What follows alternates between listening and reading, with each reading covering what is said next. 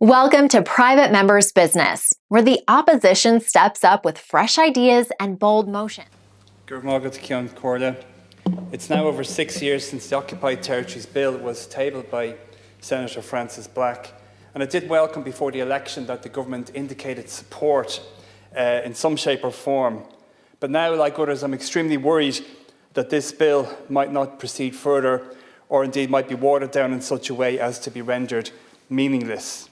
It's one thing to hone the legislation in terms of what's legally possible within an Irish or an EU context, and another to amend or abolish it because of cowering to threats, misinformation and disinformation emanating from various bad actors continents apart, be it Netanyahu, be it President Trump, be it Elon Musk, be it anyone else. We have an obligation, Ceann Comhairle. And in this regard, I'm personally delighted that Frances Black was returned to Shannon Éireann to keep the pressure on and continue what she told me had been up to now a positive and constructive engagement in terms of passing a bill that sends out the right message but has a meaningful impact. This is extremely simple legislation aimed at banning Irish trade with Israel's illegal settlements in the West Bank.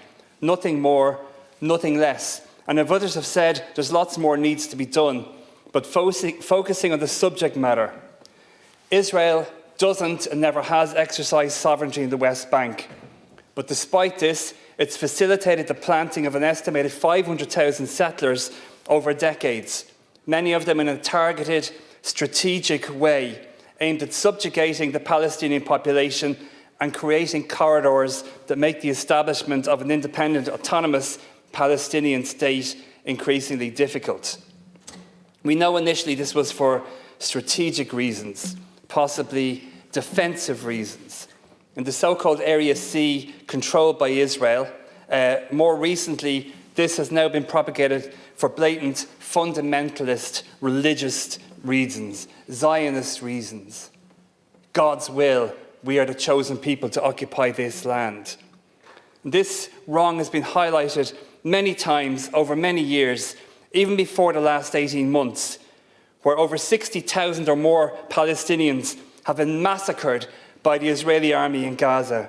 The vast majority innocent adults, and a very large and horrific number of those being the indiscriminately murdered children that others have referenced, the horrific way they've died and suffered.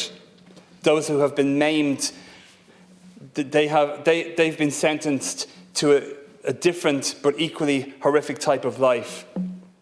And this wrong was highlighted a long time, even before a certain narcissist's outrageous, inhumane and farcical mass ethnic cleansing Riviera proposal came about. His own version of Gohifra na Gachanacht, to hell or to Egypt.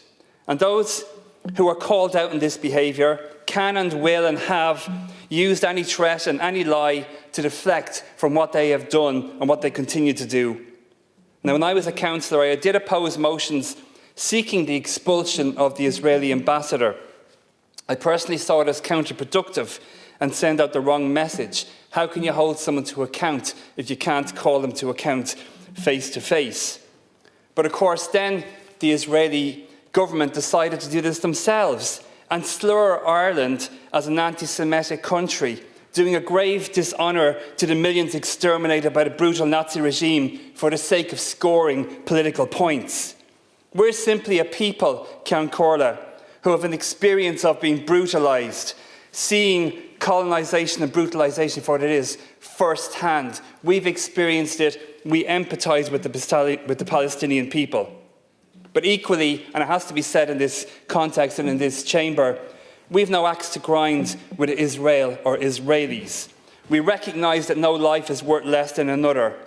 And I, like many others, condemn outright the Hamas attacks on October 7th, the murder of innocent Israeli people, and the taking of hostages. I condemn their equally fundamentalist ideology of hatred that seeks the total annihilation of Israel. I feel for the suffering of Israeli families whose loved ones have been taken. I recognise the right of the Israeli state to exist and condemn anti-Semitism in all its forms. And like colleagues, I welcome that some of the hostages have been released and there's a ceasefire. But we have to call a spade a spade. The way that Israel has retaliated is morally wrong. And before that, the illegal and continuing occupation of the West Bank is morally wrong. And if we condemn these illegal settlements and their methodical progress, we have an obligation to do everything in our power to stop them being supported economically, which is what this simple bill proposes. Like others, I hope for a day of peace and reconciliation in this troubled region. But in the meantime, this bill sends out a clear and unambiguous message. What the Israeli state is doing is wrong. Whether it's a two-state, a one-state, a multi-state, whatever type of solution there is that creates peaceful coexistence, we will all support it. But in the meantime, we have to call out the Israelis for their atrocities. We love the Israeli people. We hate the regime. Gurv Magat. Deputy, and we move now to the government. Like, share, and subscribe, and let us know your thoughts in the comments. We'd love to hear from you.